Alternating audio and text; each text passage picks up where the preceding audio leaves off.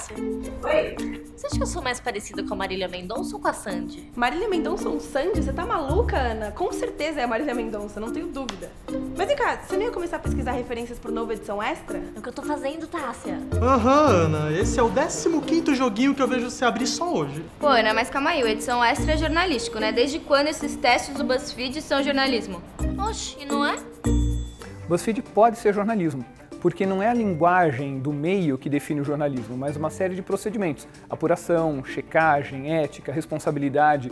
É isso que define o jornalismo, não é o meio. A televisão, por exemplo, é um meio onde cabe o jornalismo, mas cabe o entretenimento. Então no BuzzFeed também, eu vou ter um BuzzFeed ou um estilo BuzzFeed para entretenimento, mas eu posso tratar de informação séria também nesse formato. É só uma questão de adequar o jornalismo para essa linguagem de hoje, como ele já se adequou a outras linguagens, a do rádio, a TV, da escrita e assim por diante. Mas, professor, eu não entendi direito. Qual a diferença entre informar e comunicar? Informar e comunicar são coisas próximas, mas não são iguais. Basicamente, a diferença entre elas é a profundidade de cada uma. A informação costuma ser algo mais superficial, que não depende necessariamente do ser humano. Então, computadores podem trocar informações, organismos unicelulares trocam informações, até o nosso DNA é um grande conjunto de informações. A comunicação é um processo maior, é um processo que liga pessoas com outras criaturas, ela cria vínculos. A comunicação é um processo de relação. Então, eu posso estabelecer relações a partir da comunicação. Eu posso estabelecer uma relação de comunicação com o seu gatinho ou com o seu cachorro, e claro, com seres humanos, mas eu não consigo estabelecer uma relação de comunicação se eu não tiver o vínculo do outro lado. Então, por exemplo, às vezes o excesso de informação, ele até dificulta a comunicação. Quando eu tenho, por exemplo, no jornalismo, uma tela super carregada de coisa, cheia de coisa piscando, cheia de coisa passando, eu tenho muita informação, mas eu me questiono se a gente tem comunicação, porque comunicação precisa de tempo, criar vínculos leva tempo. Isso seja com uma notícia, seja com um outro ser humano. Mas, professor, o jornalismo ele está sempre comprometido com a informação. A gente, como um programa de TV, a gente pode falar sobre qualquer assunto? Poder você pode falar sobre qualquer assunto, Julia. Óbvio que você tem que pensar nas consequências disso. É preciso que você pense, antes de tudo, em primeiro lugar, que a televisão é uma concessão pública. Por ser pública, uma emissora de TV precisa educar, informar e até entreter. É preciso que você pense, então, na linha editorial da sua emissora e também do seu programa. A televisão, ela é um meio audiovisual, ou seja, tem a questão do áudio, que é muito importante, que já mexe com as sensações, e a imagem também. E a imagem em movimento ainda tem um poder muito maior, ou seja, vocês têm um poder muito grande nas mãos de vocês. E falando na realidade Brasil, os brasileiros têm uma afinidade, uma relação muito forte com a televisão. Então esse é um primeiro ponto. O segundo, quando você me pergunta se você pode tratar de qualquer assunto, sim, você pode. Mas você pode falar de um assunto específico de diversas formas e de diversos diferentes pontos de vista. Ou seja, você pode falar de videogame, por exemplo, num programa infantil. Você pode falar de videogame num programa esportivo e até mesmo num programa de economia, por exemplo. Mas a gente não é hard news, a gente precisa falar dos mesmos assuntos que a grande mídia? Não necessariamente, Bia. Você precisa tratar dos assuntos que a grande mídia trata, como a teoria do agendamento indica. Você pode falar de um assunto que é importante, que está em pauta em redes sociais, nas casas das pessoas, em rodas de conversa, mas ele tem que ser quente. Ele sendo quente, a identificação do público pode ser maior com aquele assunto.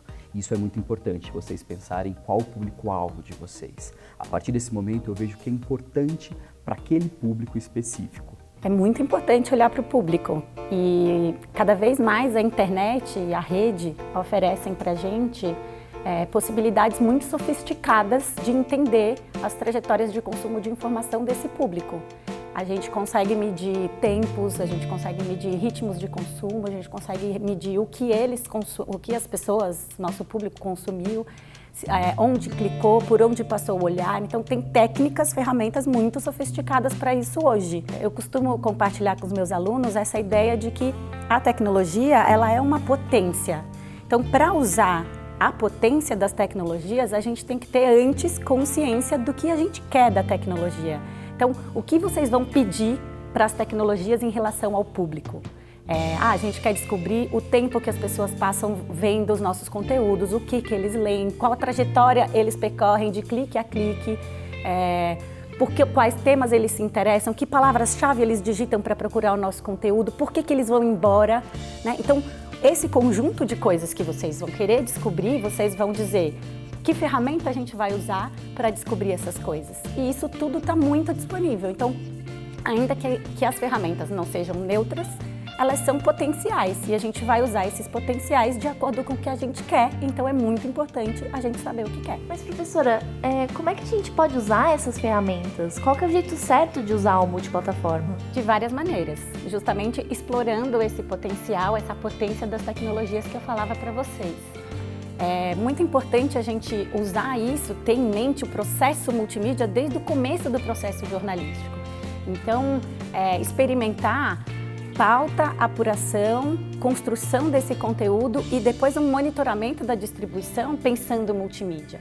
É muito comum a gente ver hoje no jornalismo transposição de conteúdo de uma plataforma analógica, digamos assim, para uma plataforma digital. E quando a gente transpõe, a gente apurou numa lógica analógica que, por exemplo, não contempla colaboração, que é um valor muito importante da rede.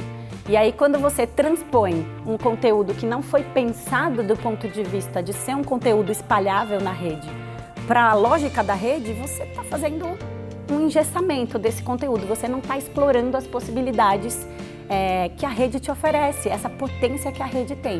Mas tem bastante gente fazendo isso e fazendo bem. Então, talvez essa seja a melhor forma de vocês trabalharem em relação a isso. Pesquisar quem está fazendo, ver que inspirações essas pessoas trazem para vocês, tentar encontrar nessas inspirações categorias de pensamento que possam ajudar vocês a estabelecer essas estratégias e, a partir disso, se inspirar para fazer.